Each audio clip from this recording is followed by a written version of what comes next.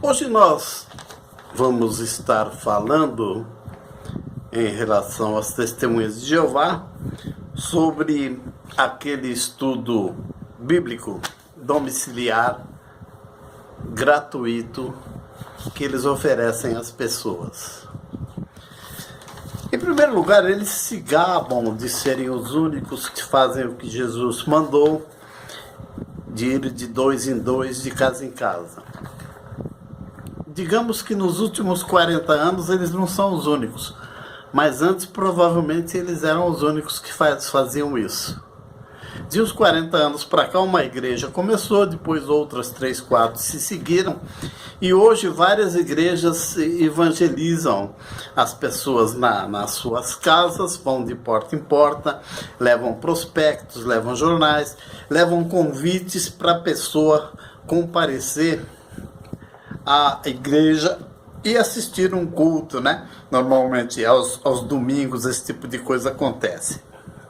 Então eles não são só eles que fazem isso. Agora, essa questão de ministrar um estudo bíblico, ao que me consta, só eles que fazem isso na casa da pessoa. Então, na verdade, isso não é um estudo bíblico, porque se nós fôssemos analisar, o correto seria o seguinte: para dar instruções sobre a Bíblia, para ministrar ensinamentos sobre a Bíblia, em tese teria que ser alguém formado em teologia. E não bastaria o nível de bacharelado. Precisaria ser no mínimo mestre, que é o que precisa em qualquer carreira para poder dar aula, precisa ser mestre. Ou doutorado é o mais ideal. Tá ok? Por quê?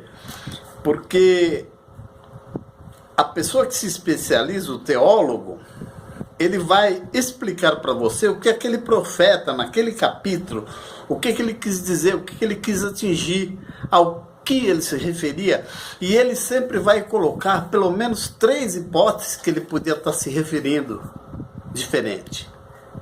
E ele não vai colocar nome de religião. Nós temos 3 aí, ou 4 escritores doutorados que têm as Bíblias com aquelas explicações laterais, e eles são até de algumas igrejas aí, são doutorados em teologia, mas eles não citam o nome da igreja.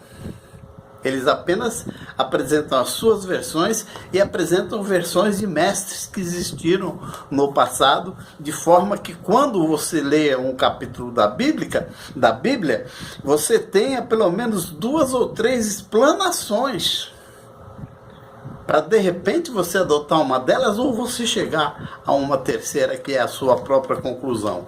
Isso é ensino da Bíblia. O que as testemunhas de Jeová fazem, normalmente eles levam a Bíblia, mas a coisa é fincada em cima da sentinela, em cima de outros livrinhos que eles usam, e o objetivo é ensinar a Bíblia, mas nos moldes de puxar a brasa para sua sardinha. Então, o que eles vão ensinar de fato? Religião. É isso que eles vão te ensinar. Eles vão te ensinar a como que você tem que ser uma testemunha de Jeová. E eles normalmente, eles vão com aquele ar de arrogância. Eu costumo considerá-los, sem ofensa nenhuma, mas sem noção.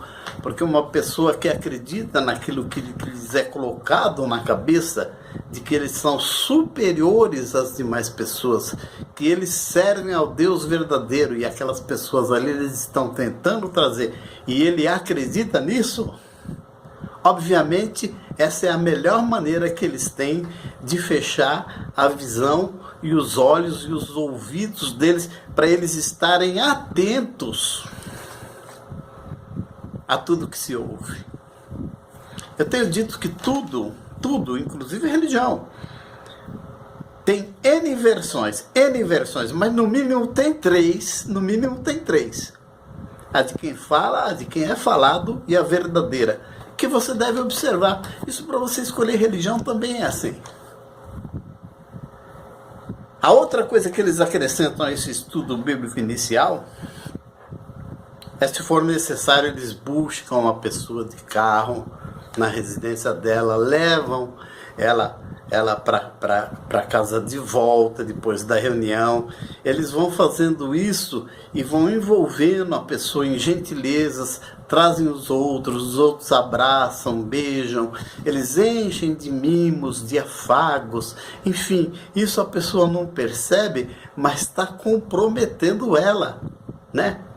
Isso está minando a resistência dela para ela não usar a palavra não. Então, quem são as maiores vítimas disso? São aquelas pessoas carentes, são aquelas pessoas esquizofrênicas, por que não?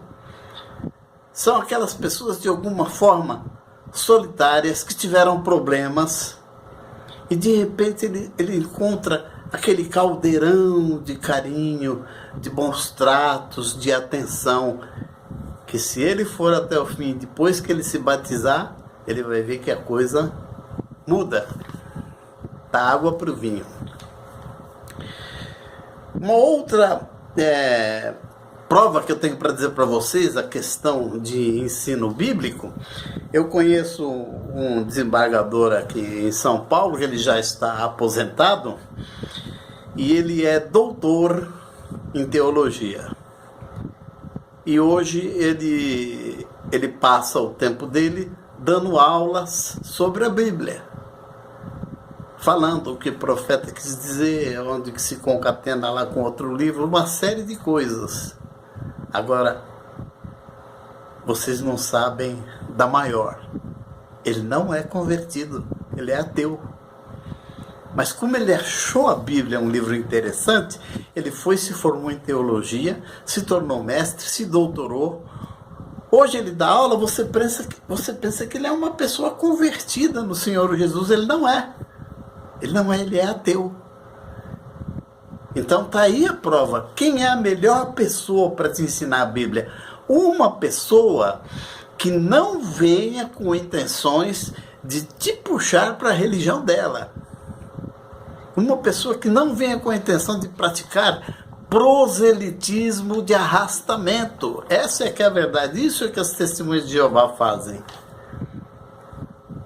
Eles aplicam a técnica do sim, como é conhecido em psicologia, que é fazer você estar sempre dizendo sim, sim, sim. Eles estão sempre com carinho, com atenção, estão te conduzindo. Quer dizer, para uma hora você chegar e falar assim, eu não quero mais, eu não vou mais, fica até chato, de tão gentis que foram com você. Meu amigo, não é isso que Deus quer. Se você analisar a palavra de Deus, está bem clara. Se me buscardes de todo o coração, serei achado de vós. Isso quer dizer que não basta uma buscazinha. Você tem que se interessar. Você tem que ir atrás. A pessoa que te busca evangelizar, ela tem que procurar despertar esse interesse em você, mas é você que tem que buscar. É você que tem que ir buscar de todo o seu coração. Se eu coloco tudo à sua disposição, condição, tudo para te pegar na sua casa, o que vai restar? Então é óbvio que eu estou tentando te levar para uma religião, me aproveitando das suas carências. E a maioria das carências, me perdoe, eu sei que tem pensamentos ao contrário, mas a maioria das carências, no meu modo de ver, é aqui, meu amigo. Elas não têm existência real. Elas não têm existência real. É o conforto. É quando você busca a posição de conforto. Quando você quer que os outros tenham dó de você. Que eles olhem para você, que eles prestem atenção em você, que eles sintam pena de você, que eles procuram te ajudar. é o famoso me ajuda, 6 horas por mim, 6 horas por mim, esse tipo de coisa, entendeu? E essa é presa facílima para testemunha de Jeová. Pois quando ela vê, ela já está no emaranhado, ela já está presa na teia de aranha. Para sair de lá fica até chato, principalmente porque ela sabe o que vem no transcorrer depois disso daí. Tá bom? Nessa prática de proselitismo também, em que eles foram treinados, há qualquer coisa de neurolinguística. Se você procurar ver aí no Google o que é isso, PNL, você vai ter uma ideia que há uma série de indução por meio de palavras, e você vai poder ver como que se faz uma lavagem cerebral. Ninguém está imune por uma lavagem cerebral, pode ter quantos diplomas tiver, a não ser que a pessoa fez esses cursos e fez esses treinamentos. Então ela está imune porque elas conhecem as chaves, os chavões. Eu, quando trabalhava em investigações na polícia, eu gostava muito de lidar com um tipo de criminoso estelionatário por causa da habilidade do sujeito com a lábia e com uma caneta na mão. Tinha uma habilidade incrível. Então eu ia interrogar esses caras e ficava conversando uma hora com eles. Quando eu percebia, a habilidade deles era tanto que eles tinham invertido a situação. Era ele que estava me interrogando. Até que eu balançava a cabeça e falava, não, peraí, vamos voltar ao ponto de partida. E com isso eu aprendia. Tá? Há uma sedução, uma lábia. Aí você vai pensar assim, não, mas testemunho de Jeová não tem isso tudo sim, mas ele foi treinado assim. Ele foi treinado. Na verdade, eu nem acho que é o certo o termo treinado, sabe, sem ofensa, sem intuito de ofender, porque esse termo se aplica a animais, a cães, mas acho que ele foi adestrado a determinado sinal ele reagir de determinado modo. Tanto que quando você coloca uma determinada situação para as testemunhas de Jeová que é nova para ela está saindo do script. Então ela te fala, eu vou pesquisar depois eu te falo. Ela não vai pesquisar coisa nenhuma, ela não sabe. Ela vai falar lá com o ancião, e o ancião vai ensinar ela e vai falar, olha, você faz isso, fala aquilo outro. Entendeu? A pessoa não percebe que às vezes ela está mandando ele mentir. E eles usam também muito, isso está incutido no inconsciente deles. Por isso que eu digo a você, não maltrate pessoas testemunhas de Jeová. Eles são sem noção. Eles fazem coisas que não dá para acreditar que você está vendo, que você está ouvindo aquilo. E fica até difícil você contestar eles, porque eles são muito mansos, pacíficos, falam que Jesus era assim, mas a mansidão de Jesus não era essa. Vocês que conhecem a palavra de Deus, vocês sabem que na maioria dos lugares que Jesus passava, e ele falava, eu sou isso, eu sou aquilo, o Pai me enviou, vocês sabem que saía arranca-rabo lá. O sujeito pegava uma pedra para atacar nele, ele tinha que sair, ele tinha que se esconder, ele tinha que ir para outro lugar, porque não era daquele jeito que era para acontecer. E ele dizia, eu sou humilde de coração. Preste atenção, humilde de coração. Humilde não quer dizer você andar com o olhar baixo, você ser, sim senhor, entendeu? É você ser pobre, não pode ser rico. Isso não é humildade. Na verdade, diante das coisas que você falava, que Jesus falava, se você analisar sem o Espírito, você vai ver que é até arrogância. Tanto que os caras falavam, mas quem que ele pensa que ele é, para ele falar que ele é filho de não sei quem? Então, aparentemente, não tinha nada de humildade. Ele era, na essência, humilde. Entendeu? E as testemunhas de Jeová, eles te seduzem por essa mansidão, essa coisa que no mundo está raro. Mas você não sabe se a pessoa é aquela. Eu vejo as que vêm visitar minha mãe, eu tenho alguns vizinhos aí, eu vejo, a pessoa não é o que parece na hora que está lá no campo, na hora que está na reunião, a pessoa não é. A pessoa às vezes é braba. Eu estou aqui de frente de uma de 96 anos, brava. Ela às vezes levanta a mão para querer me bater por uma determinada coisa que eu falo, é muito braba. Então, eu gostaria que vocês analisassem isso. Cuidado com as falácias.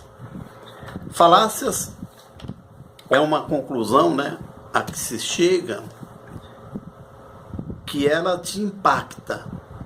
Ela tem aquele aspecto de verdadeira, de coisa dita com lisura, de coisa confiável. Cuidado, que é o famoso Denorex. Quem é mais antigo lembra do Denorex, que era um shampoo para os cabelos, em que na propaganda falava, ele tem gosto de remédio, mas não é. Ele tem cheiro de remédio, mas não é. Ele tem cor de remédio, mas não é. Denorex. Parece, mas não é. E quando você fala para eles, por exemplo, mostra na Bíblia que vocês são uma organização de Deus na Terra. Eles vão direto naquele lugar que diz, vós sois as minhas testemunhas. Que existe muito antes deles, existem há 100 e poucos anos, aquilo lá, tá? Milhares de anos lá. Eles dizem que Deus está se referindo a eles. Por isso que eles pegaram a palavra testemunhas de Jeová. O Rutherford não era pouca coisa em termos de raciocínio.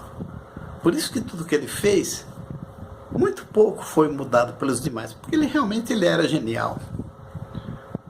Vocês podem imaginar que um cara que pegou 15 anos de prisão e outros 6 assessores dele pegaram 10. A Torre de fechou lá nos anos 1920 a 30 mais ou menos, fechou uns tempos. E ele conseguiu ficar só 2 anos preso, saiu e ainda tirou os outros. Vocês imaginam a habilidade que ele tinha. Era um advogado muito hábil. E tratavam ele como juiz. Ele nunca foi juiz, ele era um advogado. Mas era tratado lá como juiz, como majestade. Então eu vim hoje mais para falar isso para vocês, a respeito desse estudo bíblico, tá? O que eu estou falando não esgota o assunto. Mas a intenção é o seguinte: na minha maneira de ver de advogado do ponto de vista jurídico, isso é um estelionato. Mas é um estelionato que está estampado, caracterizado na lei. Estelionato, vocês sabem, é um engodo, né? Comprar gato por lebre é um engodo. Então, o que eles fazem? Esses 8 do corpo governante, eles têm lá mais ou menos 200 assessores da religião catequizados, completamente catequizados, com qualidades que eles dominam entre 3 a 4 situações das coisas seculares. Então eles são especialistas. Há um corpo dos 3 melhores escritórios de advocacia que perfazem um total aí de umas 250 pessoas altamente especializadas que está lá assessorando esses 8. Eles não dão um passo sem consultar. E os advogados, o objetivo deles é saber, eu quero fazer isso, os advogados falam, não pode. Então eles devem dizer, mas dá um jeito de poder. Então os advogados vêm e tergiversam a lei, ou seja, dá uma interpretação errônea dela, dá um sentido errôneo, deturpado, ou anda à margem dela.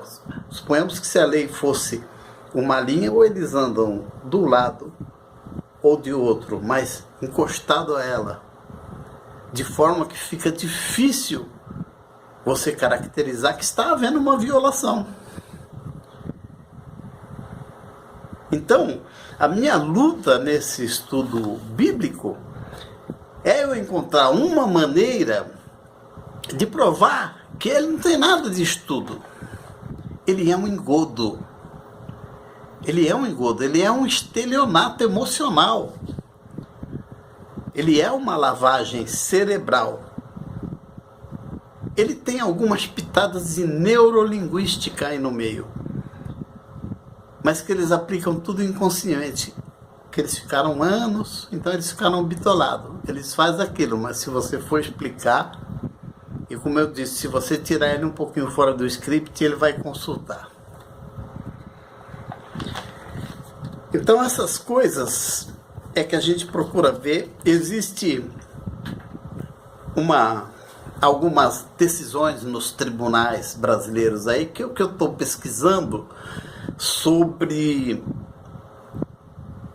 algo que gira em torno da perda de uma oportunidade, ou seja, já tem decisões aí entendendo que se uma pessoa fez com que a outra perdesse oportunidades de crescimento, de ganho, o que quer que fosse, ela causou um dano, isso tem que ser indenizado. Já tem decisões.